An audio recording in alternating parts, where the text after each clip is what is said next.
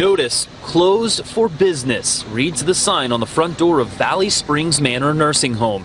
The Alameda County Sheriff says state social services shut down the facility Thursday, but 14 elderly residents were still here.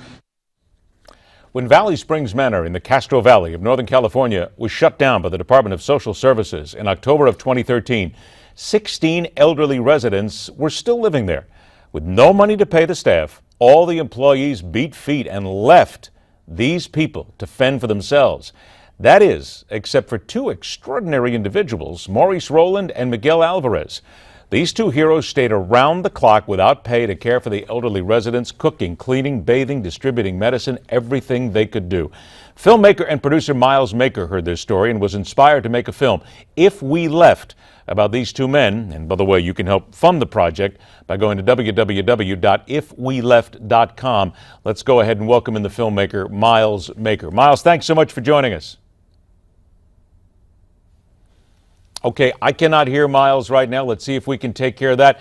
Do we have the other two gentlemen with us on the phone? Yes. We do. Yes, Miles, we do. okay, try again. Are you there? Can you hear me? Okay, there you are, Miles. I got you. And I'm told that Miguel and Maurice, you're now with us on the phone. Are you both? Right. Okay. Yes. All right. I didn't know we had you there for a minute, guys. We had a little bit of a question. Good. Hang on just a sec, Miguel and Maurice. But Miles, I want to get to you first. What was it? What was the first time you heard about this story? What was it that made you absolutely say, what a stunning story, I've got to tell this? Well, you know, I heard this story before I saw a picture of the guy. So I was listening to NPR. They do a story court presentation every week. And when I heard it, I was like, wow, this is an amazing story. I began to do my research. And when I saw a picture of them, these are guys that, you know, some of us in America would feel uncomfortable in an elevator with these two guys. Yet these are the guys that are staying behind for no pay, taking care of people's grandmothers. It's just unbelievable. So to me, immediately I saw the opportunity to really challenge stereotypes in society. Miguel and Maurice, let me get to you, because you're working there and all of a sudden everybody else is gone except you. Did you guys just show up at work one day and you found the people who were living there with nobody else in the building?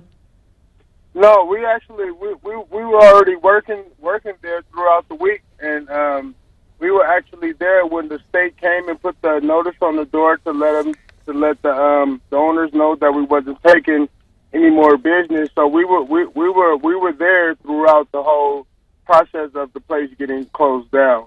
Did one of you look at the other and say, we got to stay? Yeah. Yeah, we kind of like had a discussion in the kitchen that, like, we said, we asked each other if you were going to leave and if I was going to leave, and we both came to agreement. We said that we both weren't going to leave until everybody was out of the building.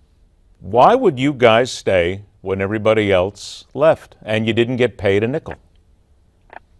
Well, we just couldn't just see ourselves just leaving the residents like that, because a lot of the residents we kind of like, you know, we had a little bond with them, and it wasn't just like the residents, like we the workers and they're the residents. It was like they were like family towards us. Yeah, and we know that they kind of like relied and depended on us, so we just couldn't just leave them, let them down like that. Did you get the feeling that if you would have left, that you would have heard sooner or later that they died? Yeah, how we left and they started a fire inside the kitchen, started taking the medication without us being there. Anything could have happened. That would have been on our mind, and that would have been not good for us, you know? Yeah, that would have been heavy on our conscience. First of all, I got to tell you that just hearing you guys use the word conscience is sort of rare, because we don't get a chance to hear that word a lot. Miles, I guess, as you hear these guys, you've heard this story now a lot, and you've heard it over and over again, putting the movie together, but I mean, conscience itself, just to hear that, I mean, that in itself, how difficult is it to know that that's the movie, that's the thing? You have to find that. You've got to trip upon that instead of just seeing it every single day. Yeah, and it's amazing that this is a true story. I mean, Hollywood can't come up with this. And, you know, I feel sometimes that society is losing its compassion, you know, for other human beings. We're just putting our head down and doing our job, We're not asking questions outside of our job description. And in the event of not getting paid, it's like, oh, I'm out of here. But, these guys are just extraordinary, like you said, extraordinary human beings. When I met with them, they were exactly what I expected. And we just need more people like them in the world, honestly. And I want to promote that image and the idea that anybody can be an everyday hero. You don't have to wear a cape. You can literally just do the right thing on any day, and it doesn't take a rocket scientist to do that. Miguel and Maurice, have you been in touch with, have you spoken to these people since they were taken care of and taken out of the home? No, we haven't had a chance to get in touch with any of the residents, but we would definitely like to hear from any of them if possible, and just let it. But we gave the word that all of them had got put into different facilities and they were doing okay at the time, but we haven't had any follow up.